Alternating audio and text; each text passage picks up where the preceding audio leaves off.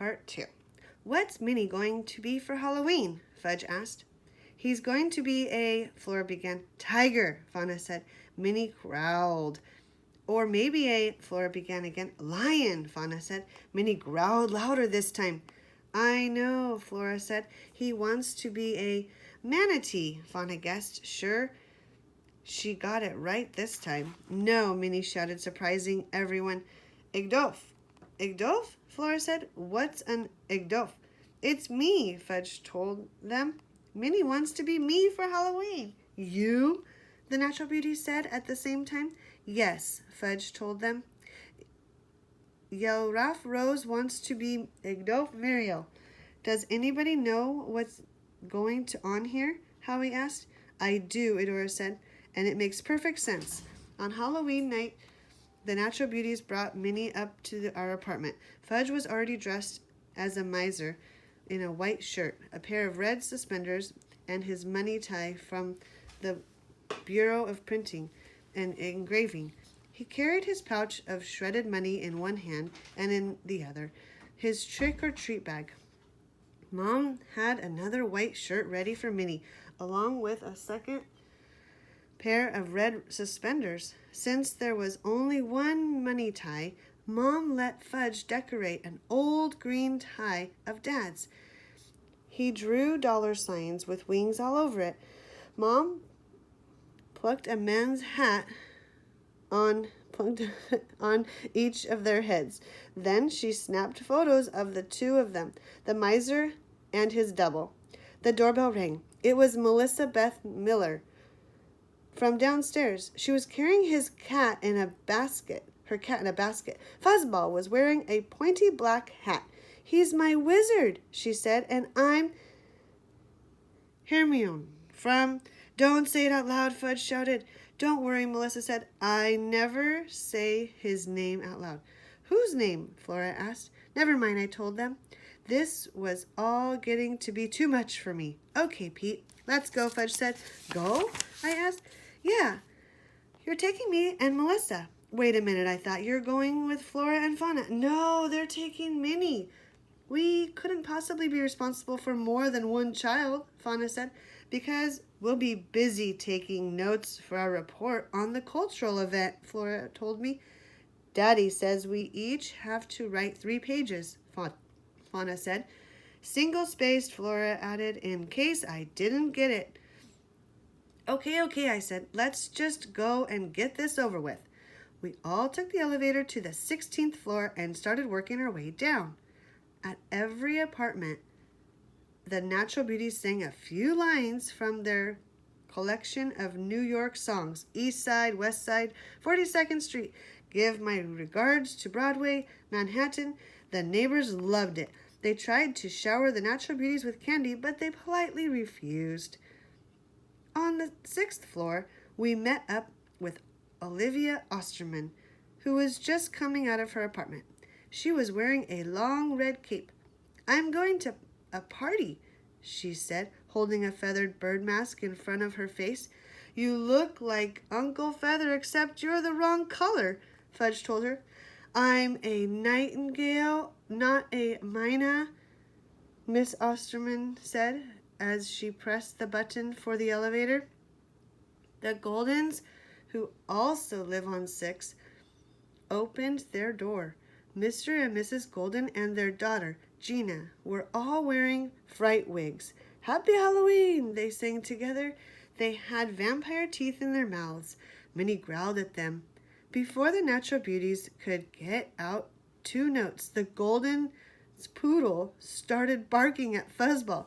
Fuzzball leaped out of the basket and ran for his life straight into the Golden's apartment. Fuzzball, come back here, Melissa called, chasing him.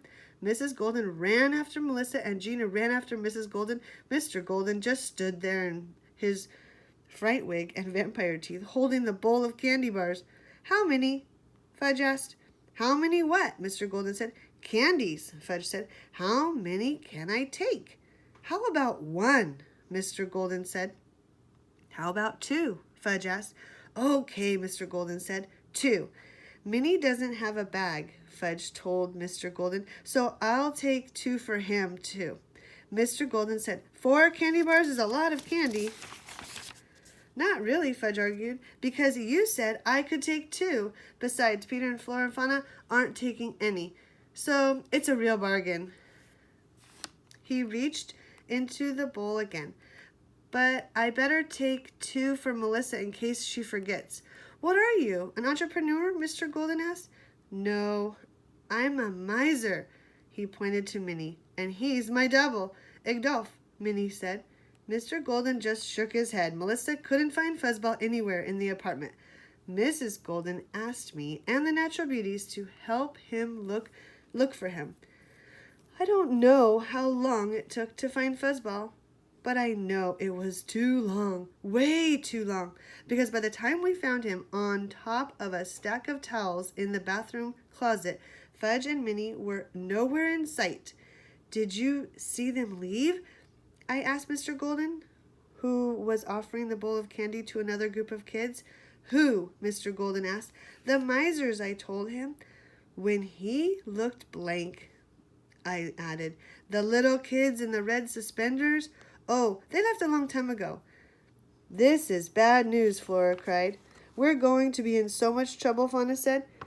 What will we do? They added together. First, we'll take Melissa home, I said, taking charge. But I'm not done trick-or-treating, Melissa said. Maybe you're not, but your cat is, I told her. He's not my cat, he's my wizard.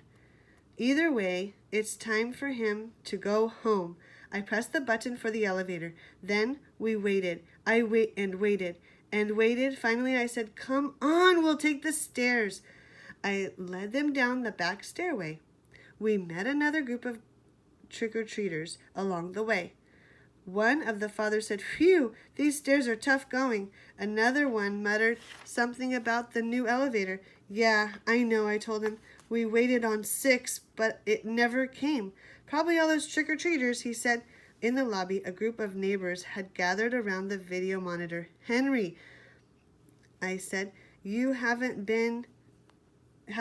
by chance seen, he pointed to the monitor. I looked at the screen, but it was so dark. You had to look really carefully to see anything. You could just make out somebody sitting on the bench waving a pencil flashlight. Wait a minute. Was that a bird mask? The light moved and landed on Minnie's face. What's going on? I asked Henry. They're stuck between floors, Henry said. Oh, no, the Natural Beauties cried. The light moved again and caught the control panel.